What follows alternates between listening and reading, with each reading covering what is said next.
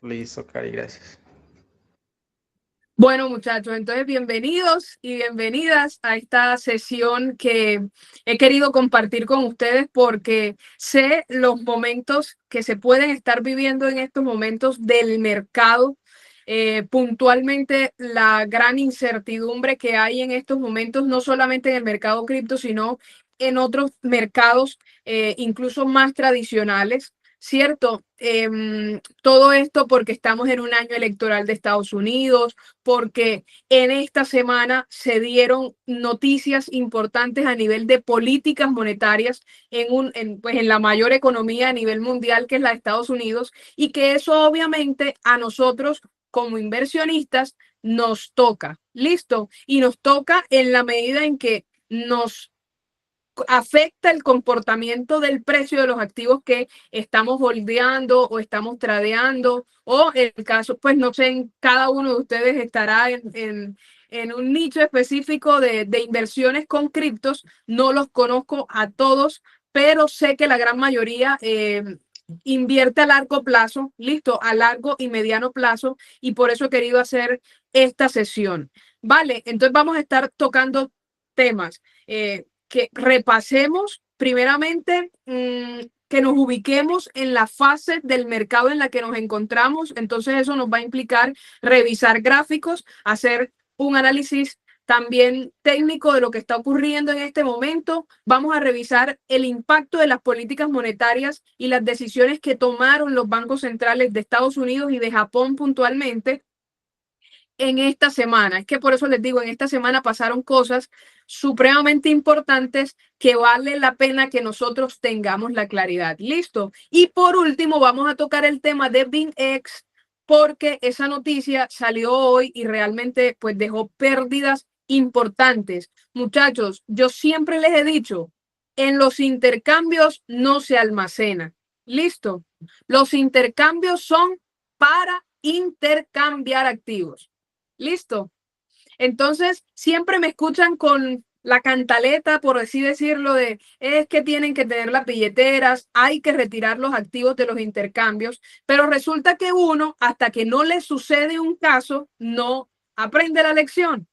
Entonces decimos que, por ejemplo, no es que Binance es el intercambio más grande, eso no va a pasar nunca con Binance, o en su defecto, eh, pues realmente si sucede algo parecido con Binance sería una catástrofe en la industria, pero yo quiero decirles que así como pasó con Binex, que tuvo esa vulnerabilidad en su seguridad de sus billeteras, hoy y que millones de usuarios de su plataforma se vieron afectados, en algún momento, si nosotros seguimos utilizando los intercambios como medios de almacenamiento, nos va a tocar a nosotros también. ¿Listo? Nos va a tocar a nosotros también. Entonces, Jonathan, eso es una posibilidad, y si usted todavía, siendo de los estudiantes más antiguos desde que nació todo este tema de este grupo, y usted todavía sigue teniendo suscriptos en intercambio, esto es un llamado de atención, ¿vale? Esto es un llamado de atención, porque no estamos exentos a que eso ocurra con cualquier intercambio. Puede tener fallas de seguridad, lo pueden hackear, puede suspender redes de retiro. Esas son cosas que han pasado, listo, en la historia. Entonces, nosotros creo que este es un buen día para que nos empecemos a cuestionar cómo estamos gestionando la seguridad de los criptoactivos que tenemos en este momento. ¿Vale? Eso ahí como a manera de introducción, regañona, pero también se vale porque, muchachos, eso es responsable decirlo. Listo. Entonces, voy a empezar a compartirles pantalla por acá, ya que ustedes están tan silenciosos. Yo, vamos a tratar de hacer esta clase. Tengo varios temas preparados. Listo. Igual, si no alcanzamos a tratarlos todos hoy, porque a las 8 tengo un compromiso, miramos cómo sacamos un espaciecito la próxima semana, ¿vale? Listo. Entonces, vamos a empezar a compartir pantalla.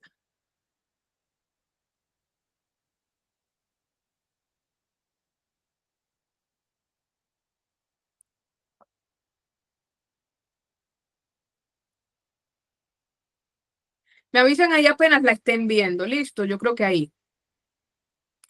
Se ve perfecto. Vale, hey muchachos, ahí la próxima clase tal vez sí la demos por YouTube porque esta vez tuve ahí algunos inconvenientes y no me dejaron hacerlo. Vale, ¿cómo vamos a empezar? Vamos a hablar sobre la actualidad del mercado. Y para hablar de la actualidad del mercado, nosotros tenemos que entender tres puntos o tres temas importantes en este momento. Uno, que revisemos los gráficos. Ya saben que me encanta el análisis técnico y que les he dicho, la base de la estrategia con la que gestiono portafolios de inversión cripto son a partir de los ciclos del mercado. Muchachos, esta información que yo les he compartido acá, si ustedes las han ido colocando en práctica, ustedes hoy deberían por lo menos tener un plan de inversión cripto estructurado. ¿Listo? Con unas bases, cierto, sólidas, apoyadas en el comportamiento histórico de Bitcoin y de la acción del precio que ha tenido. Listo, por eso para mí es súper importante iniciar este espacio revisando esos ciclos de mercado y cómo estamos en este punto actual, ¿vale? Porque eso en últimas es lo que nos va a permitir tomar decisiones, hacer ajustes, si hasta ahorita no lo hemos hecho, empezar a hacer ajustes a ese plan de inversión. ¿Listo? Denme un segundito acá porque creo que entró una persona y esto no me está notificando. Aquí está. Listo. ¿Alguien me puede hacer el favor de escribir en el grupo que quien esté intentando entrar y no pueda hacerlo, me lo deje saber, por favor, para yo poder darle acceso? ¿Listo? ¿Ustedes me están escuchando ahí? Sí. Sí, se escucha bien, tranquilo. Ah, perfecto, listo. Es que me estaba entrando una llamada y bueno, no había colocado esto. Deme un segundito, sí, por favor.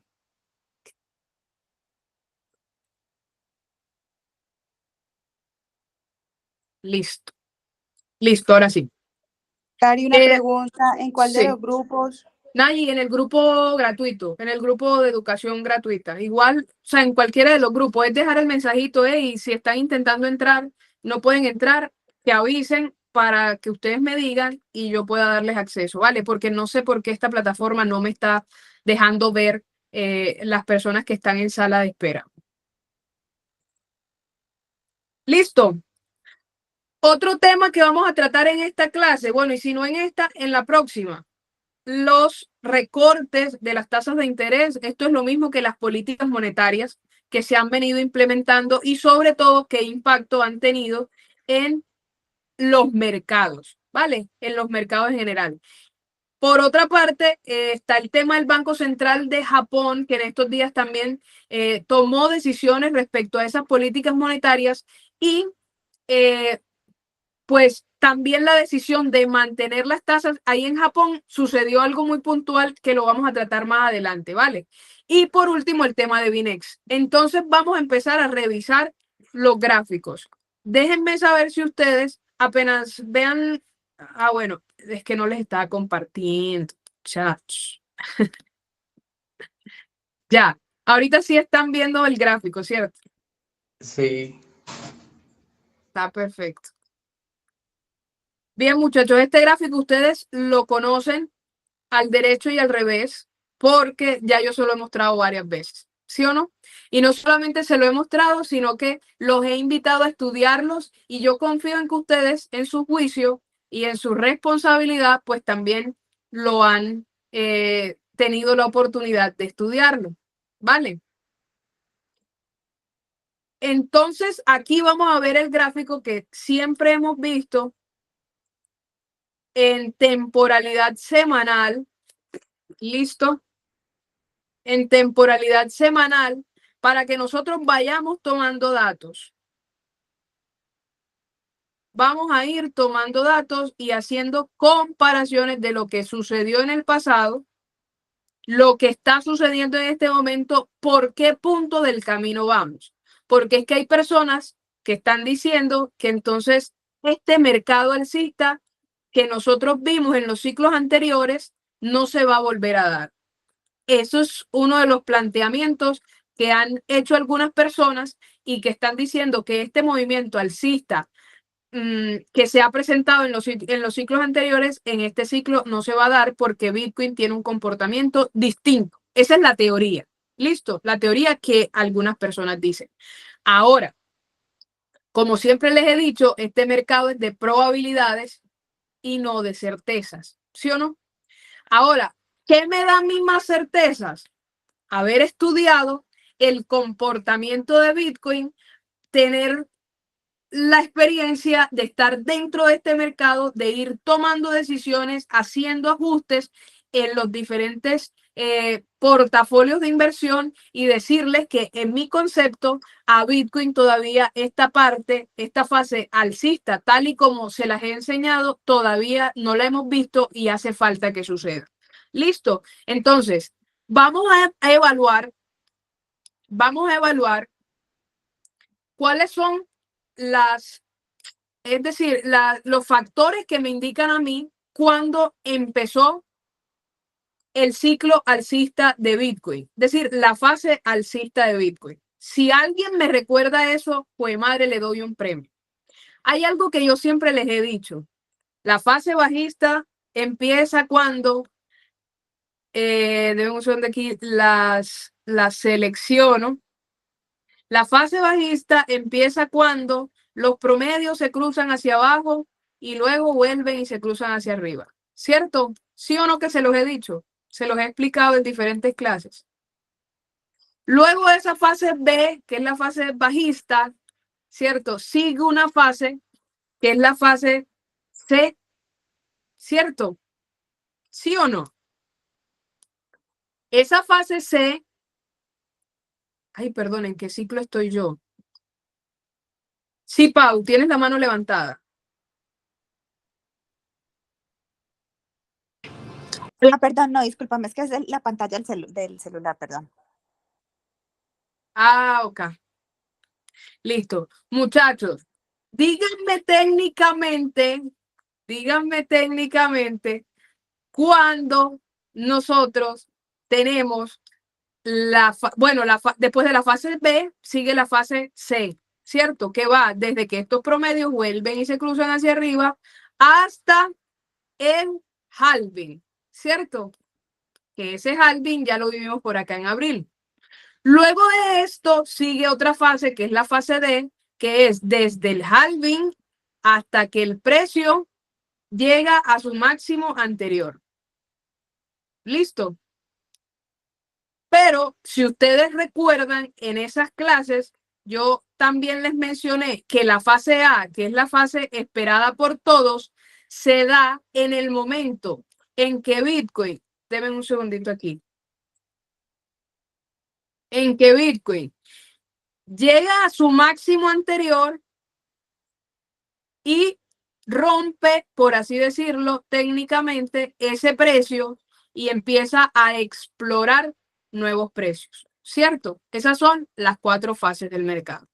Algunos están diciendo, Cari, es que eso no se está dando así en este ciclo, porque mira que Bitcoin llegó al precio máximo anterior, incluso desde antes del halving, entonces eso se modificaron los ciclos y ya no se va a dar el ciclo, la fase A. Y eso es cierto hasta un punto y es el siguiente. Muchachos, es verdad. El ingreso, por ejemplo, de los ETFs hizo que muchísimo capital ingresara al ecosistema cripto y evidentemente pudiera adelantar un poco lo que es la fase D. Sin embargo, para mí en este momento estamos en plena fase D y esa fase D se caracteriza justamente por un retroceso que hace el precio, mírenlo aquí, justo antes de romper el precio máximo del ciclo anterior. Miremoslo acá en este gráfico. Miren que aquí el precio llegó, el máximo anterior fue este punto que estoy señalando acá. Díganme, porfa, si ustedes lo están viendo ahí. Creo que aquí se ve mejor. Este fue el precio máximo del ciclo de 2013. ¿Listo?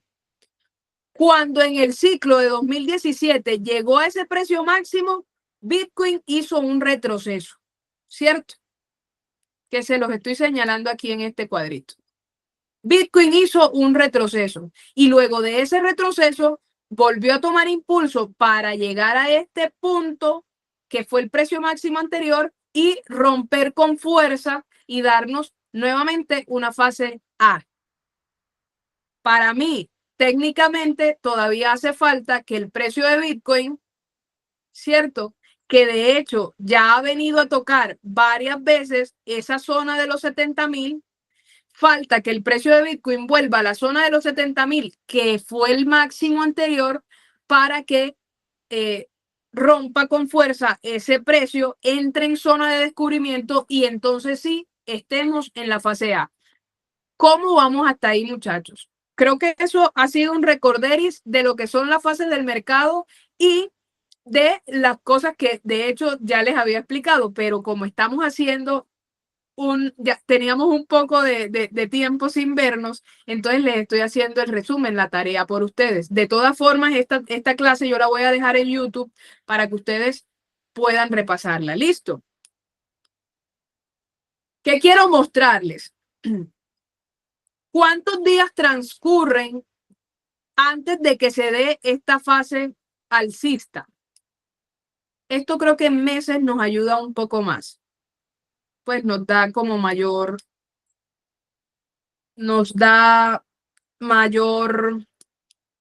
vamos a quitar esto.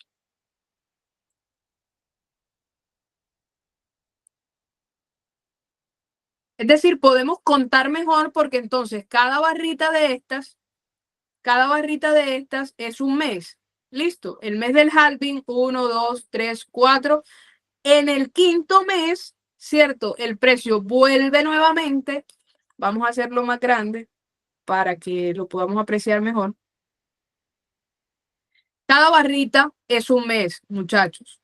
Estas son las cosas que yo les digo. Ustedes deben empezar a dedicar 10, 15 minuticos de su tiempo diariamente a ir identificando comportamientos y patrones, ¿vale?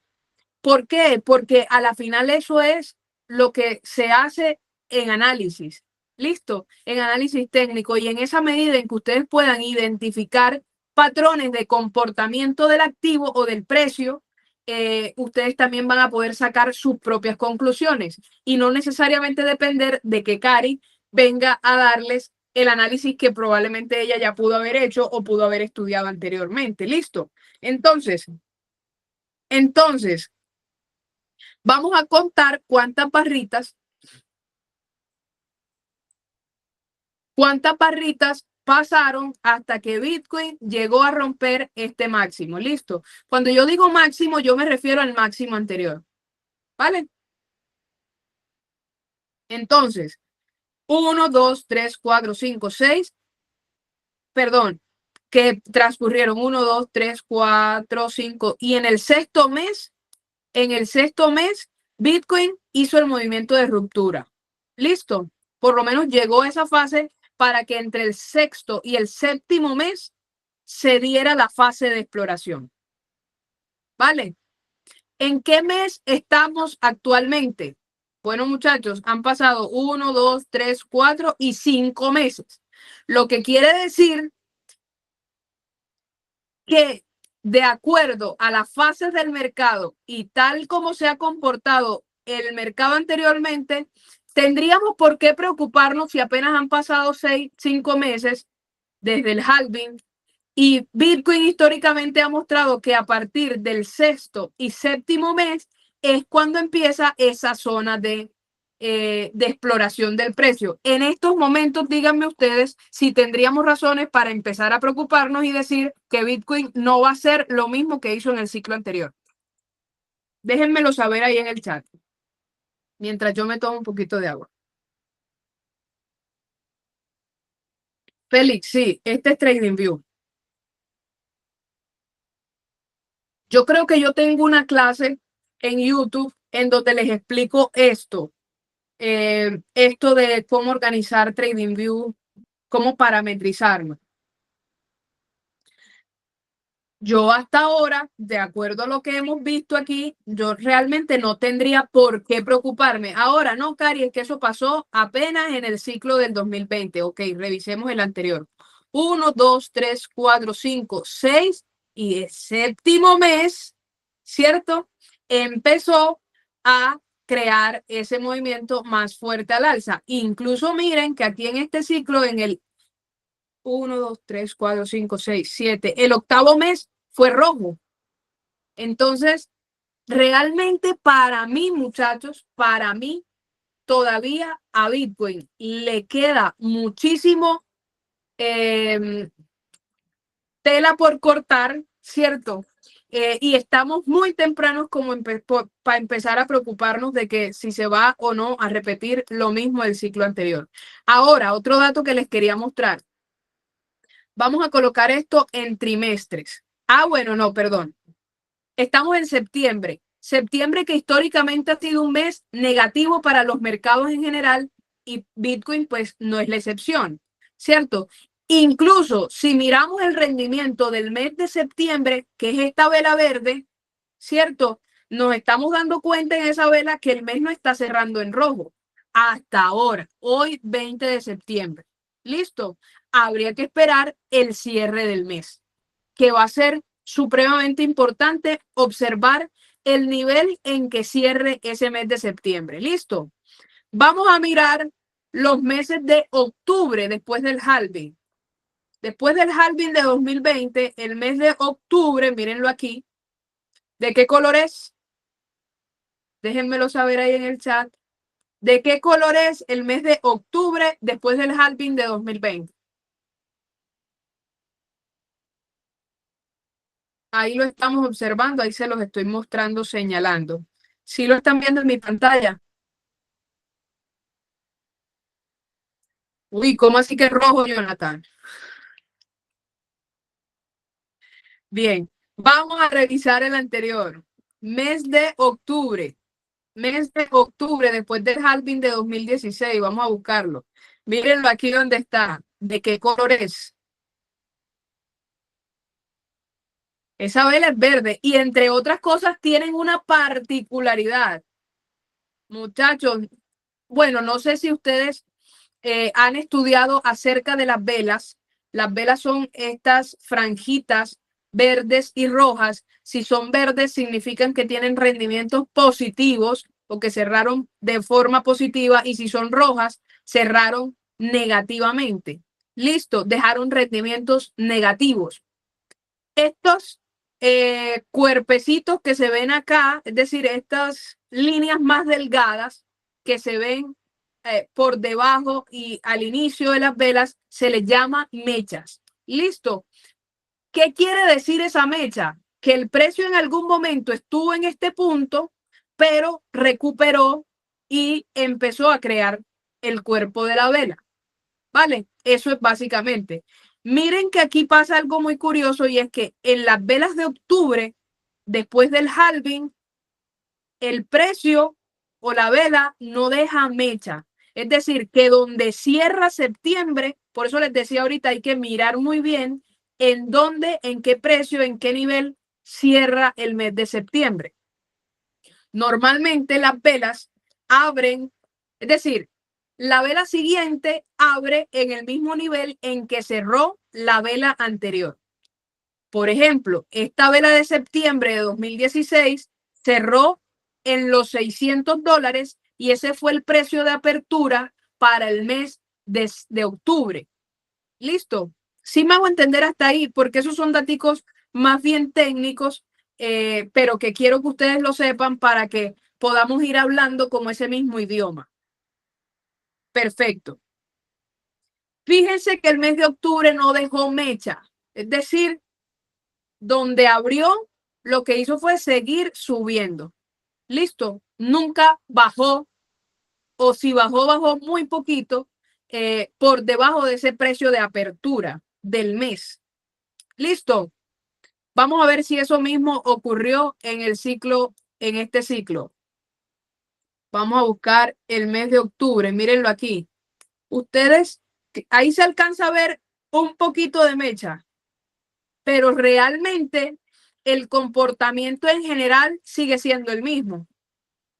Sigue siendo el mismo, ¿cierto? Que además de ser un mes de rendimientos positivos, es un mes que no tiende a retroceder en gran profundidad. ¿Listo? Porque no nos deja mecha. Miren que, por ejemplo, aquí hubo esta mecha tan enorme, que esta fue el mes en que el tema del COVID se disparó y todo el tema, esta fue la mecha que nos dejó. Y sin embargo, en ese mismo mes, el precio se recuperó. Vale, ¿todo claro hasta ahí?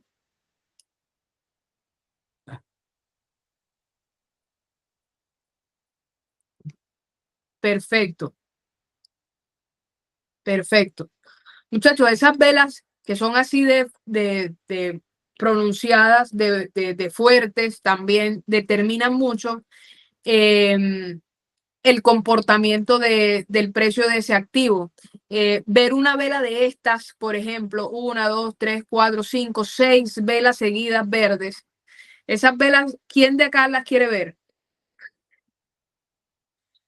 Deben un segundo que ahí alguien se está queriendo conectar y voy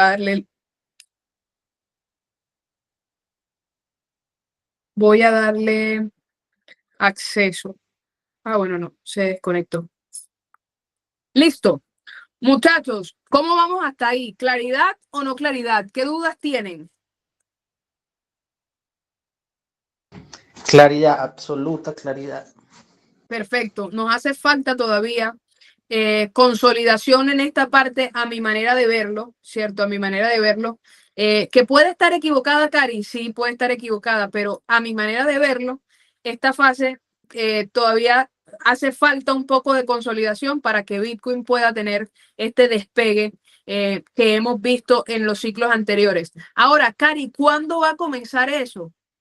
Bueno, muchachos, para mí, y basándome en la data, en la historia, en el comportamiento de Bitcoin, este último trimestre va a ser fundamental. Estas velas entonces ya no nos dicen lo que es un mes, es decir, el comportamiento del precio en un mes, sino que nos dicen el comportamiento del precio en un trimestre. ¿Listo? Y aquí vamos a observar las velas de los trimestres de octubre a diciembre, cómo se comportaron.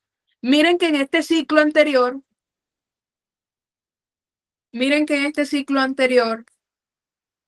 la vela de octubre a diciembre fue de color verde, es decir, tuvo rendimientos positivos.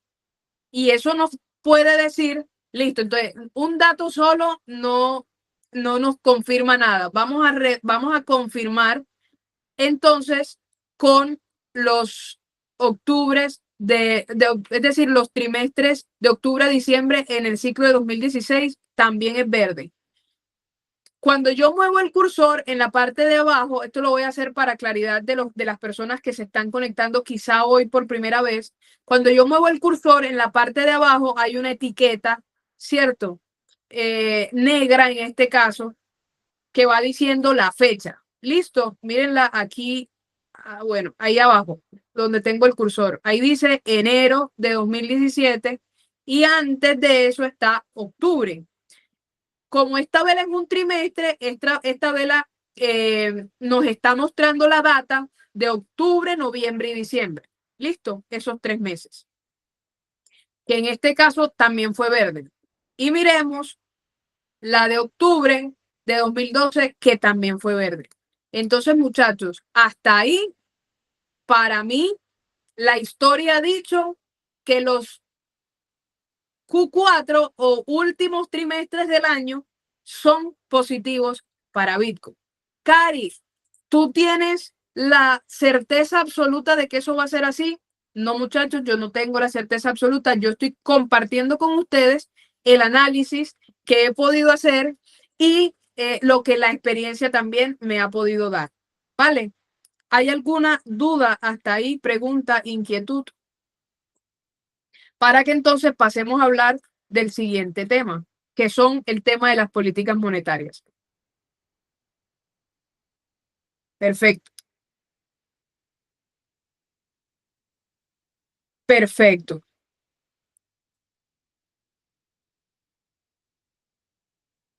Entonces cambio de pantalla para que empecemos a hablar de ahora. Acabamos de hacer un análisis técnico, ¿cierto? Ya les he dicho que los análisis técnicos están basados en data, están basados en el comportamiento o la acción del precio, ¿listo? Y en los gráficos, ¿vale? Los indicadores, y eso que ahí no les mostré indicadores para nada. Ahora, hay otro análisis que es un análisis fundamental que se basa en noticias fundamentales, válgame la redundancia, relacionadas con los mercados y en este caso con los activos propiamente dicho, que son las criptomonedas. ¿Qué está pasando en este momento? Déjenme les comparto la diapositiva. ¿Qué está pasando en este momento? Resulta que después del COVID, los bancos centrales,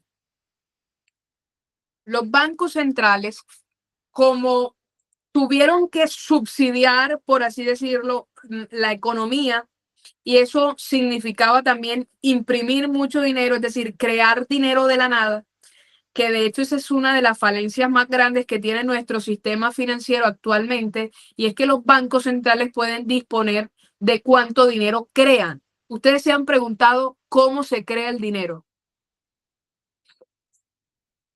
¿Ustedes se han preguntado alguna vez de dónde salen los billetes que ustedes manejan y tienen en circulación? ¿Cómo se crean? ¿Cuáles son las reglas de ese juego? Porque si no, es importante que nosotros empecemos a cuestionarnos al respecto. ¿Vale? ¿Por qué, muchachos? Porque nada es porque sí. Yo creo que uno ya cuando va entrando sobre todo en un mercado como el cripto, que de alguna forma es tan revolucionaria y, y es un mercado alternativo en últimas, uno tiene que empezar a cuestionarse de dónde vienen las cosas. Entonces, ¿por qué les digo esto? Después de la pandemia, los bancos centrales empezaron a imprimir dinero, porque el dinero, como lo conocemos hoy en día, es dinero de papel, muchachos. El dinero, como lo conocemos hoy en día, es dinero de papel. ¿Quién lo emite? Un banco central. Se supone que ese banco central sigue unas reglas y esas reglas están definidas por algo que se llama políticas monetarias. ¿Listo? Y esas políticas monetarias nos definen entonces temas como, por ejemplo, las tasas de interés. Ustedes han escuchado las tasas de usura. Que un banco no me puede cobrar al tanto. Yo sé que en Colombia las personas que se endeudan por ahí con pagadiarios, estos sistemas tienen unas tasas de usura increíblemente altas, ¿cierto? ¿Por qué los bancos no pudieran cobrar a esas mismas tasas? Porque los bancos están regulados por unas políticas monetarias que establece el Banco Central, listo, y ellos les fijan unas tasas de interés que pueden cobrar y hasta dónde pueden cobrar para que no sean una tasa de usura. Listo.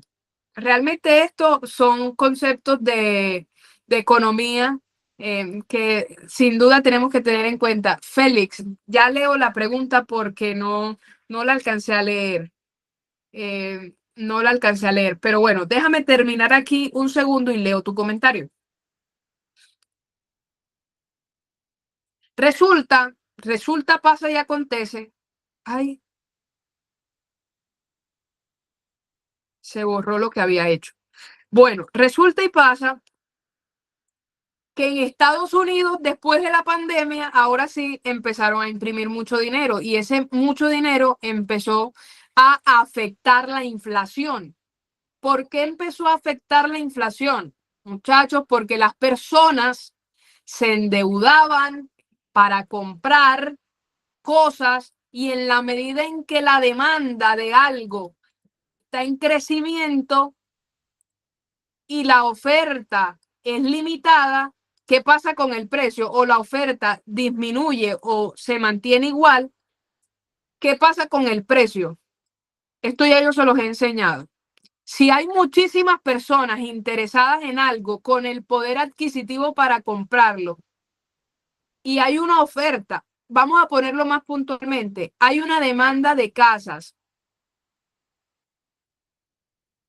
hay mucha gente interesada en comprar casas y tienen la capacidad de endeudamiento y adicionalmente tienen la capacidad para pagar esos créditos. La oferta de las casas es la misma o en su defecto es menor. El precio, lo que ocurre con el precio es que aumenta. ¿Listo? Y la inflación técnicamente se define como el aumento sostenido de los precios, de forma sostenida. Entonces, ¿qué empezó a pasar? Que el costo de las cosas se fue encareciendo cada vez más. Entonces ya uno compraba una canasta de huevos en 8,000 pesos y ahorita ya la está comprando en 20,000. ¿Qué ocurrió ahí? Algo que se llama inflación. ¿Listo? El aumento sostenido de los precios de los bienes. ¿Claros hasta ahí, muchachos? Entonces, ¿qué pasó con esa inflación? Esa inflación fue aumentando los precios de las cosas y llegó a estar en niveles por encima del 7% en Estados Unidos. Entonces, como Estados Unidos es una economía tan rigurosa, por ponerle una palabra, él empezó a notar que él tenía que bajar esta inflación. ¿Cómo la iban a bajar? Aumentando las tasas de interés. ¿Listo? ¿Por qué? Porque si aumentaban las tasas de interés, la demanda, o sea, las personas iban a acceder menos a los créditos, es decir, el costo del dinero empezó a aumentar también, ¿cierto? Y eso hacía que las personas empezaran a tener un consumo menor. De esa forma, empezaron a regular esa demanda, a que las personas empezaran a consumir menos porque tenían más temor a endeudarse. ¿Listo? Y de esa forma empezar a bajar esa inflación. El objetivo de la Fed era que esa inflación bajara a un 2%. Muchachos, ¿ustedes ya tenían claridad de todos estos temas o son temas nuevos? Déjenme saber ahí. Oye, Cari, estás hablando de cosas muy básicas, eso no, realmente no me interesa, tal, o déjenme saber si estos temas, ustedes, ¿cómo los consideran ustedes? ¿Vale? ¿Qué pasó con la inflación del 2%? En Estados Unidos ya se empezó a ver que la inflación llegó a estar en un 2,2%. Entonces, ¿qué hizo la Fed? La Fed se reunió este mes, listo, se reunió este mes y empezó a decidir sobre las políticas monetarias porque tenía los intereses al 5,5%. Listo, esto es alto en Estados Unidos. Nosotros aquí en Colombia estamos acostumbrados a ver tasas. De hecho, a nosotros nos subieron las tasas por encima de un 20% efectivo anual. Yo no sé nosotros realmente si sentimos eso o no lo sentimos. En mi caso personal, yo sí lo sentí. Y lo vi y lo viví por mi propia experiencia. Pero bueno, en Estados Unidos esta tasa del 5,5% efectivo anual era exageradamente alta, porque ellos están acostumbrados a funcionar con la deuda. Muchachos, la economía mundial se mueve a partir de la deuda. Entonces, en la medida en que tú aumentas estas tasas de interés, de alguna forma empiezas a enfriar también la economía, a detener, a frenar un poco la economía. Porque las personas no se van a endeudar ni para consumir, ni para invertir, ni para crear empresas, ni para crear nuevos empleos, ni para nada. O sea, se hace imposible que uno empieza a pagar tasas de interés como estas, por ejemplo, que nosotros vimos en Colombia, por encima de un 20%, un 25%. Y si yo no estoy mal, pues no sé si me equivoqué, pero llegaron a estar cerca del 30% efectivo anual. Listo. ¿Vamos claros hasta ahí?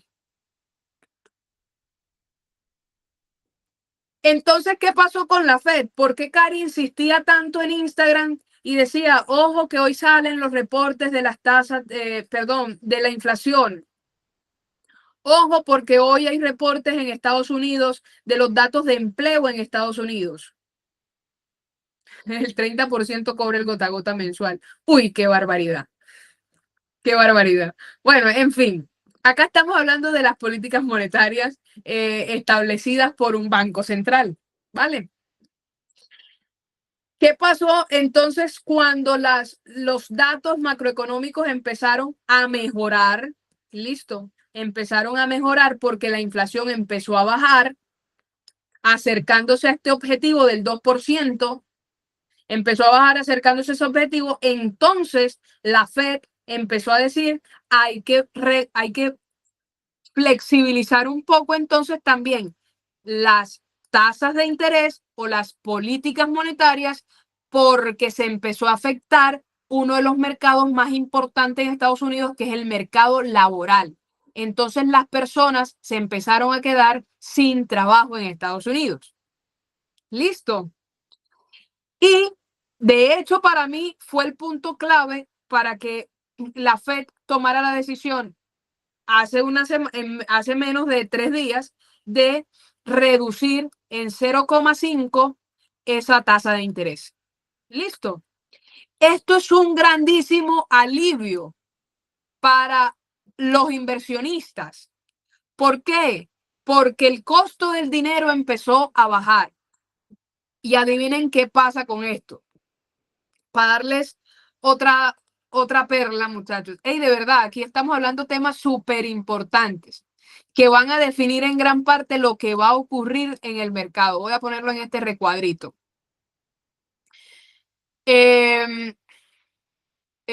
Bueno, otro tema súper importante. ¿Qué consecuencias va a traer? ¿Qué consecuencias va a traer que estas políticas monetarias en Estados Unidos se hayan flexibilizado? Uno, esa vaina va a traer mayor liquidez a los mercados. ¿Por qué? Ya se los dije. Porque los mercados funcionan a partir de qué, muchachos, déjenmelo ahí en el chat. ¿A partir de qué funcionan los mercados? En gran parte de deuda, ¿cierto? Y esa deuda o ese capital va a llegar a los mercados en forma de liquidez para comprar activos digitales, para comprar en mercados que tengan un poco más de riesgo. ¿Por qué? En Estados Unidos hay algo que se llama activos tradicionales de renta fija. Hay algo que se llama bonos. Listo. Son activos digitales tradicionales de renta fija. Y esos bonos, los rendimientos de esos bonos, esos rendimientos en gran parte dependen o están basados en las tasas de interés que fijen los bancos, que fije el Banco Central de Estados Unidos. Entonces, si a estos bonos estaban pagando rendimientos con base en una tasa de interés del 0,5, cuando bajan esta tasa de interés, adivinen qué también baja. Los rendimientos de estos bonos. Entonces, si los rendimientos de estos bonos empiezan a bajar, es como si a usted le bajaran el rendimiento del CDT que tiene en el banco. Entonces el banco le va a decir, no, es que yo ya no te voy a pagar un 13% efectivo anual, sino que te voy a empezar a pagar un 10%. ¿Usted qué hace con ese dinero? Si a usted le sirve la nueva tasa, usted se queda ahí, ¿cierto? Pero si a usted no le sirve que le bajen el rendimiento, usted toma ese dinero y probablemente lo vaya a invertir en otra cosa que le produzca más.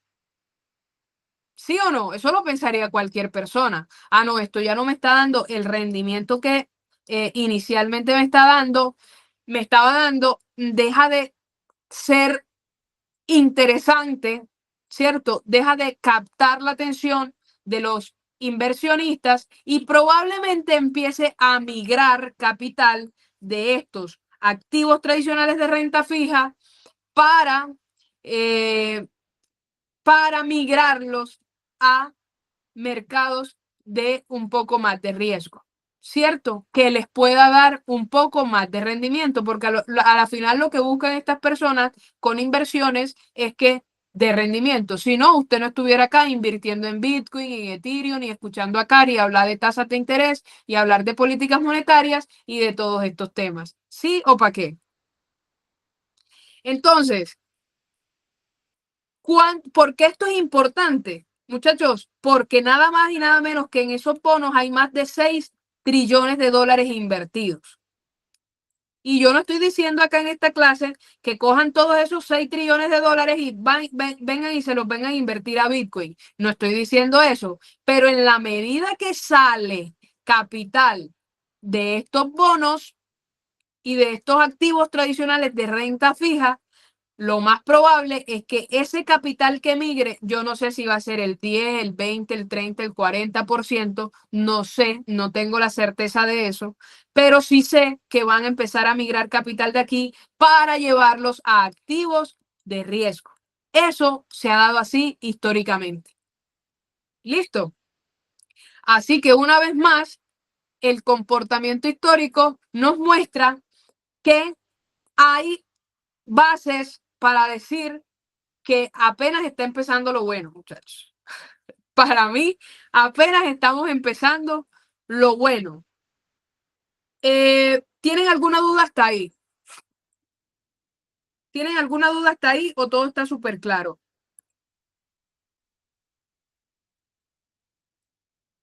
Yo creo que todo está supremamente claro. Ay, sí, van a ser las 8. Van a ser las 8 y me quedan 2 temas por compartir con ustedes.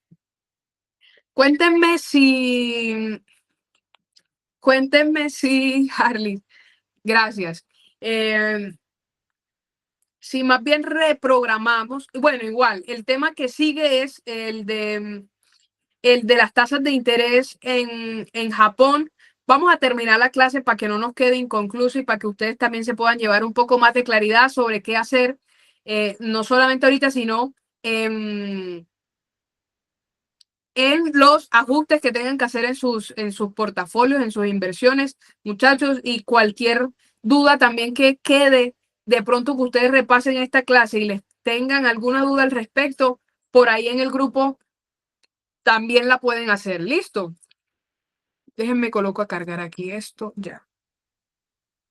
También la pueden hacer. Bien.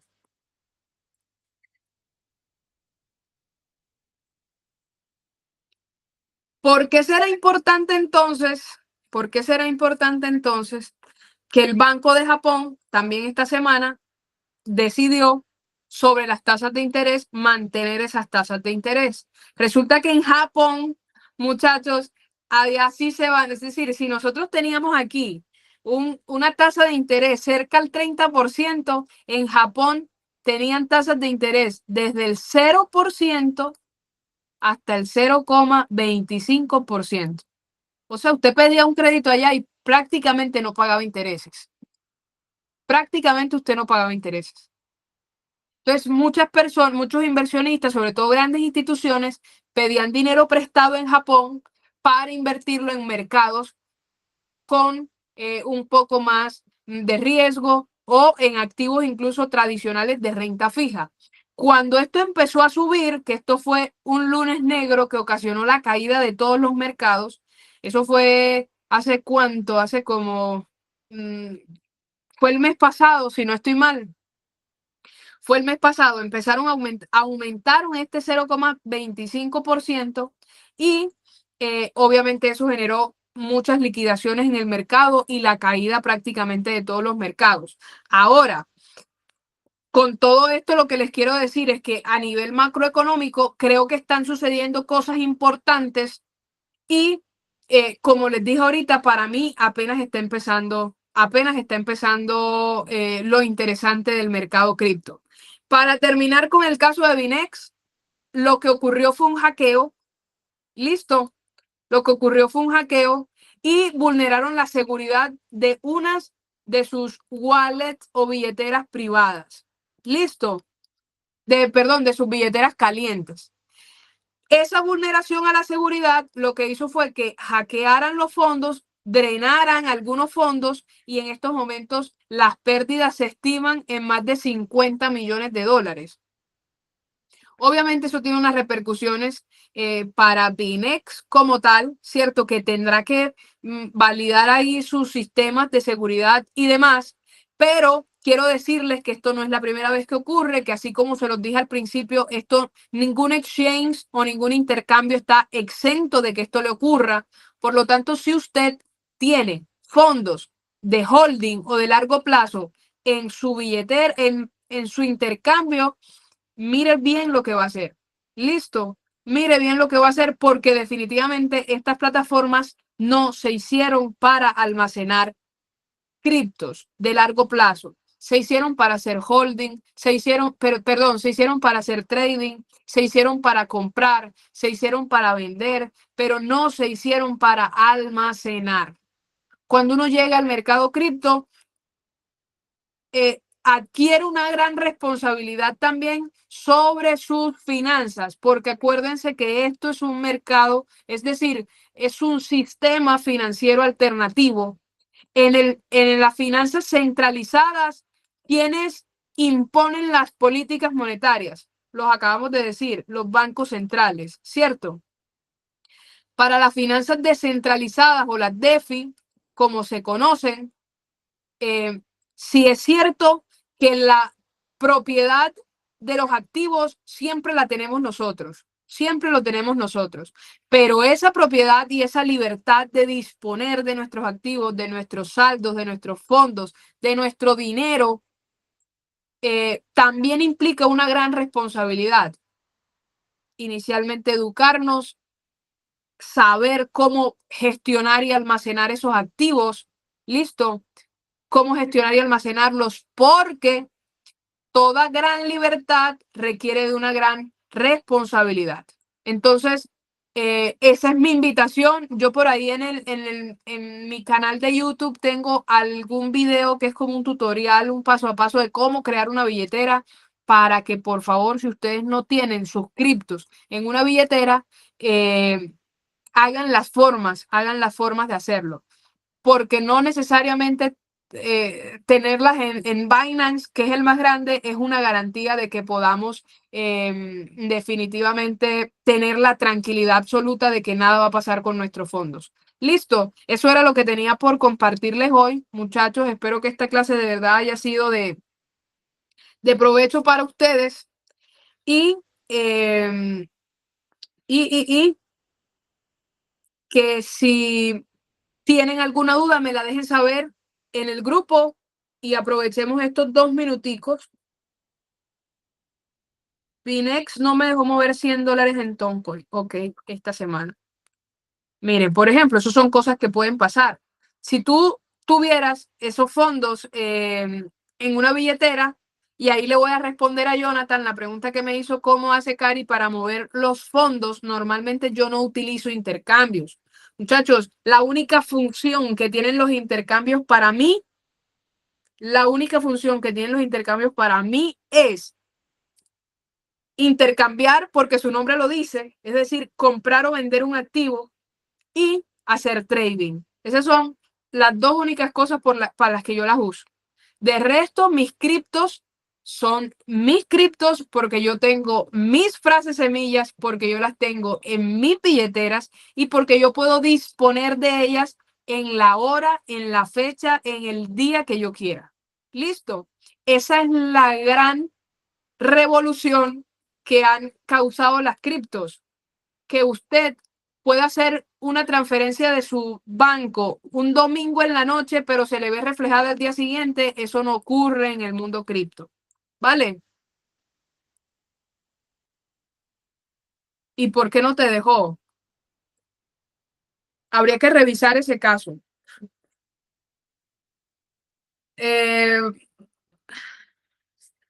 Félix, qué gran pregunta la que estás haciendo.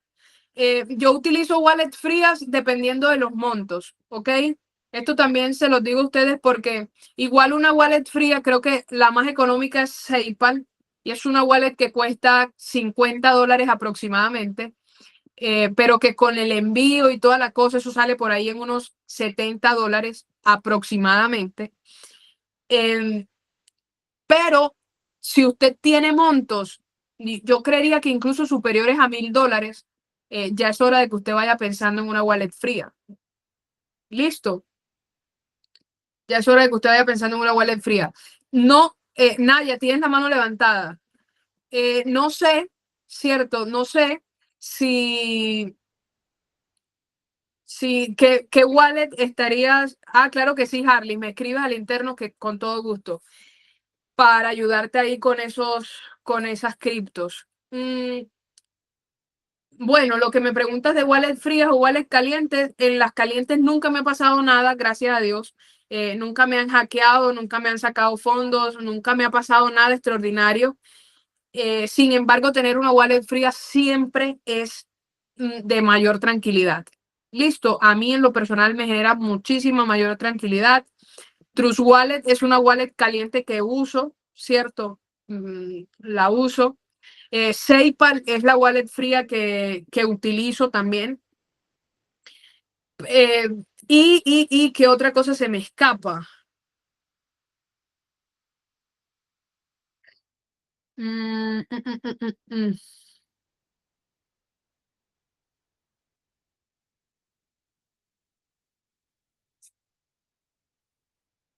Listo.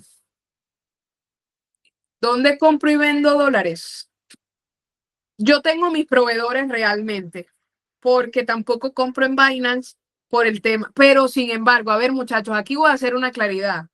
El tema de los reportes a la DIAN, Binance reporta podría reportar todas las actividades que hagas en el intercambio, pero pues si tú vas a comprar $500, $1000, $2000 incluso, creo que sin problemas lo podrías hacer en Binance, ¿vale? Pero ya cuando empiezas a manejar sumas más grandes, $10,000, $20,000, $50,000, creo que es importante tener contactos de confianza. Yo en lo personal tengo personas con las que he trabajado hace muchos años y nunca he tenido ningún inconveniente y les compro de forma descentralizada. Listo, eso también de hecho se llama arbitraje y es una de las formas de comercializar criptos de forma descentralizada. Es decir, yo tengo USDTs y Jonathan necesita y yo le vendo USDTs de forma descentralizada desde mi billetera a su billetera. Listo, no necesitamos pasarlas por Binance, pero ese tipo de P2P o de arbitraje, pues se tiene que tener mucho cuidado y hacerlo con personas serias, personas honestas, personas que ustedes conozcan, ¿vale? Porque si no, también he visto muchos casos donde pierden mucho dinero. Sí, las compro descentralizadamente. Sí. Listo, muchachos. Me encantó verlos, me encantó saludarlos. Qué bueno que estuvieran por acá. Ah, sí, en los intercambios es importante que estén verificados, que tengan, además, que tengan. Hey, yo tengo una clase de eso en YouTube. Revisen mi YouTube y ahí hay información súper. eh, Es decir, es información súper práctica, casos de la vida real y así muy bien explicados paso a paso de cómo ir haciendo las cosas, de cómo utilizar intercambios, ta. O si quieren una formación más, es decir, una formación más organizada, más académica, pues también están para ustedes las puertas del método Crypto Pro ahí disponibles. Listo.